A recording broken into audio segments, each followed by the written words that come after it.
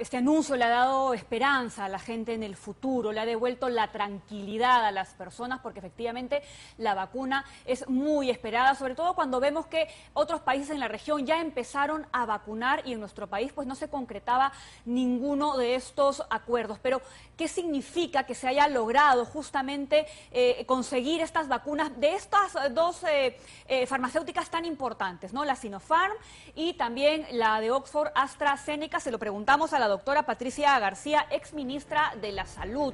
Muy buenos días, doctora. Permítame empezar con esta pregunta porque hace unos días usted en otro medio de comunicación dio unas declaraciones que son también muy importantes, ¿no? Consideraba que nos encontrábamos ya en una segunda ola y que incluso deberíamos regresar, ¿no?, a la tercera fase, donde muchos de los negocios y la gente también se encontraba en un confinamiento prácticamente total. Con el anuncio de la llegada de estas vacunas ya para fines de enero, ¿todavía deberíamos mantener estas medidas de restricción así de estrictas? Bueno, primero que nada, muy buenos días a todos. Y yo creo que hemos comenzado el año con una buena noticia, que es esto de la llegada, finalmente que se concrete, que comencemos ya a vacunar. Eso es absolutamente positivo, la primera cuestión. La segunda cuestión para todos es que estas dos vacunas son excelentes, tienen buena efectividad, un buen perfil de seguridad y sobre todo nos van a permitir justamente vacunar en el país porque tienen estas características que son prácticamente similares a las vacunas a las cuales estamos acostumbrados. Es decir, pueden mantenerse simplemente en refrigeración como cualquier otra vacuna, mientras que otras como Pfizer no lo van a hacer. Así es. Pero ojo, Sí. y ahí viene digamos, este llamado, ¿no? Esto es muy optimista, pero no podemos bajar la guardia, porque efectivamente los casos están subiendo, tenemos más infectados, tenemos más hospitalizados, estamos teniendo más muertos, se nos está acabando la capacidad de hospitalización y de UCI, y eso sí significa que estamos entrando en la segunda ola. ¿Qué es lo que se necesita hacer? Y cuando hablo de retroceder en, digamos, la apertura económica hacia una fase 3, la fase 3 no significa necesariamente que tengamos que estar todos ya nuevamente cuarentenados, pero sí significa que hay que ir reduciendo alguna de esas exposiciones o esas actividades que está haciendo además que la gente piense que las cosas son como antes y la transmisión comunitaria del virus ha aumentado. Es posible también que en algunas zonas del país sí se tenga que cerrar, porque si no hay capacidad de UCI y los números están subiendo, hay que bajar la transmisión y hay que bajar el número de infecciones de manera lo más efectivamente que se pueda. Y la única manera efectiva realmente es el confinamiento. Doctora Ahora, puede sonar García, duro, sí, pero es importante. Sí, y se viene un gran desafío, todo el protocolo, la logística para comenzar a vacunar. ¿Cómo sería? ¿Hay que empadronarse? ¿Van a operar postas, hospitales, clínicas? ¿Usted qué sabe al respecto? Mira, yo sé lo que se ha estado conversando, digamos, y lo que se ha estado diciendo. Número uno, ya se tiene un plan de vacunación, entonces ya se tiene definido cuáles van a ser los diferentes grupos que se van a tener que ir vacunando. Obviamente, y esto no solamente es lo que está haciendo el Perú, sino es lo que está haciendo el mundo entero, primero se requiere vacunar al personal de salud, que es la primera línea, que está atendiendo pacientes, pero que también va a tener que ser aquel que va a tener que tener el contacto con miles y miles de personas para poder vacunarlas. Y segundo, el personal que va a ayudar a esa vacunación, que va a ser por personal policial, militar, etcétera. Y obviamente el foco principal van a ser las personas de la tercera edad y personas vulnerables. Pero todo esto va a ir progresivamente. Ahora, doctora, la segunda cuestión es lo que se está planteando es utilizar el mecanismo. En el Perú tenemos la gran ventaja que todos tenemos un DNI y estamos bastante organizados en el sentido de cómo se hacen, a dónde vamos cuando tenemos que votar. Entonces, una alternativa es utilizar ese mecanismo. No significa que se va a vacunar mientras estemos en las mesas de votación, no. Pero se podría utilizar el mecanismo de tener centros de vacunación, así como se tienen centros de votación, donde la gente con su DNI, sabiendo qué día le toca de manera ordenada, vaya a vacunarse. y luego identificar a aquellos que no pudieran vacunarse, no puedan caminar hasta allá para poder ir a atenderlos hacia sus casas. La parte que es retadora y que el ministerio va a tener que estudiar en este momento, o sea, la parte de la vacunación del personal de salud no debería ser complicada. La parte que va a ser retadora es poder identificar a las personas con vulnerabilidades que no son de la tercera edad, porque eso no está en tu DNI. Entonces, en el DNI sí tenemos las edades y es fácil poder hacer eso.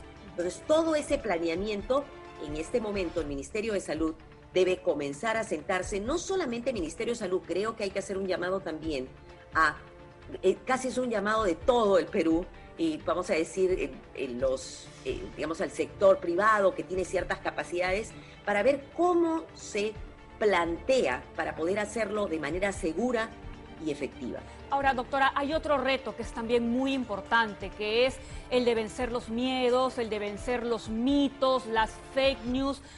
De hecho, recientes encuestas señalan que hay un importante porcentaje de la población que no se vacunaría, ¿no? ¿Cómo vencer justamente esta situación? ¿Cómo convencer a la gente que durante todo este tiempo ha desarrollado una serie de ideas erróneas en torno a la vacuna? Y ese es un punto importantísimo que también está en la lista, en el checklist de qué cosas hay que hacer.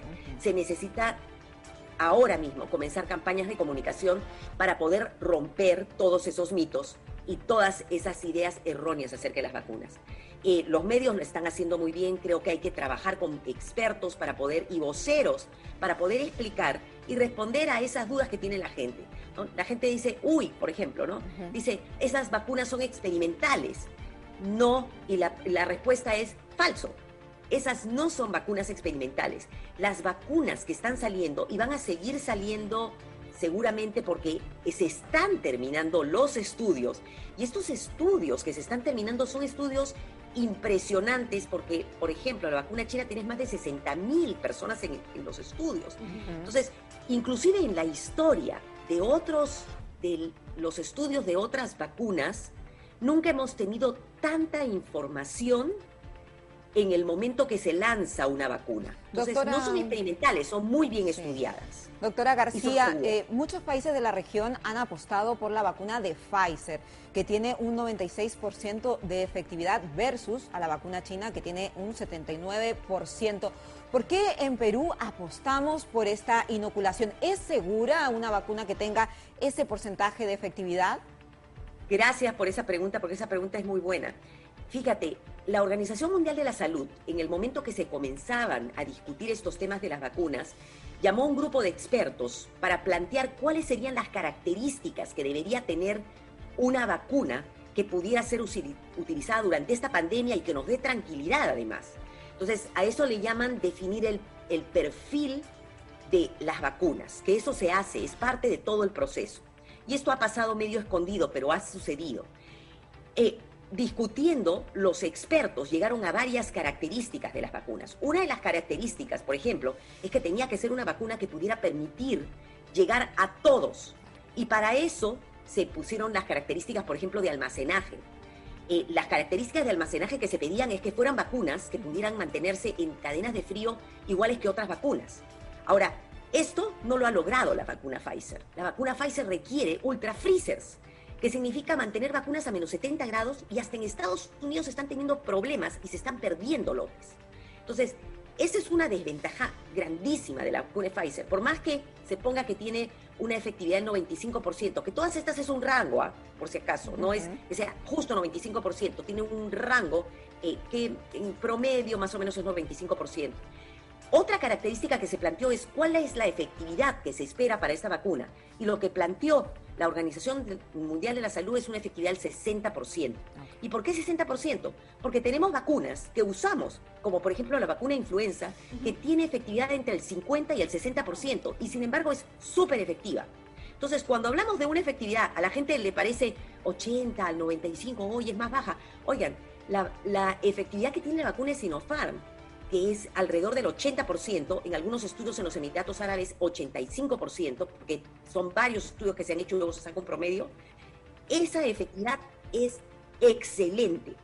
Y con las características que tiene, de que se puede mantener a esas temperaturas y con el perfil de seguridad que prácticamente los eventos adversos que se ven son dolor en la zona de la inoculación y fiebrecita o algún malestar, que solamente lo tiene una proporción de las personas y que se ve en todas las vacunas, eso nos está dando una vacuna efectiva, ahora, segura y que nos va a permitir implementarla en el país. Porque de nada serviría tener una super vacuna que todavía vamos a llamarla super vacuna entre comillas también, ¿okay?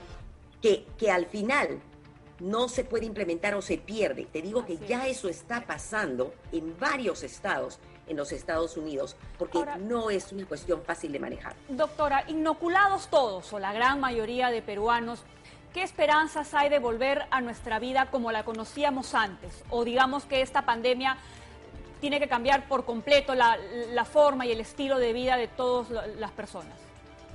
Mira, y este es un mensaje bien importante, la efectividad de las vacunas, ninguna vacuna en el mundo, ninguna de las que usamos tampoco, lo que pasa es que la gente nunca se ha preocupado de saber, ninguna vacuna tiene efectividad del 100%.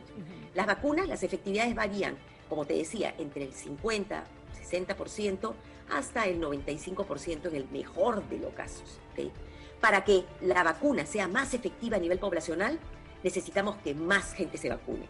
Cuando todos estemos vacunados, todos vamos a estar protegidos. ¿Okay? Entonces, sí, tenemos la esperanza de que estando vacunados, vamos a poder regresar, pero yo espero que regresemos no a la normalidad de antes, sino a una normalidad mucho mejor. Hay cosas que hemos aprendido y que deberíamos implementar en el país. El lavado de manos debería ser una práctica para todos en salud pública para reducir otras enfermedades y para reducir enfermedades diarreicas y para ser más saludables. La ventilación. Nos hemos acostumbrado a hacinarnos en los mercados, en los centros comerciales, los colegios, las oficinas. Claro. Doctora García, y en una proyección optimista, ¿podría estar toda la población del Perú vacunada a fines de este año 2021? Bueno, esperemos. Ese es el objetivo que se está planteando, no solamente para el Perú, sino para todos los países.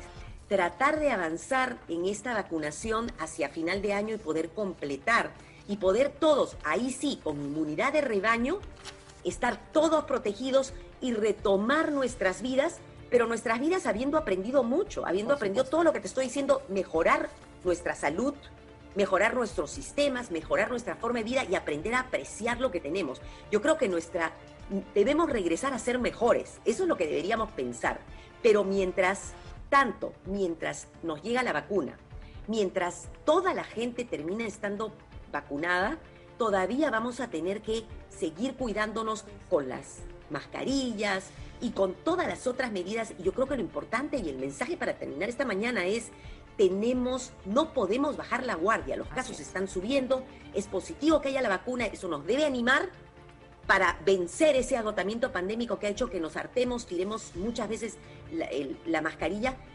reduzcamos nuestras salidas, reduzcamos nuestra exposición al mínimo necesario, porque este no es un buen momento. Hay una gran cantidad de virus circulando en la comunidad y los casos están subiendo y no queremos que sigan subiendo. Muchísimas gracias, doctora García, por aclararnos la situación en torno a las vacunas que nos devuelve la ilusión a muchas personas y que por fin vemos una esperanza después de un 2020 tan, pero tan difícil. Muchísimas gracias. Continuamos.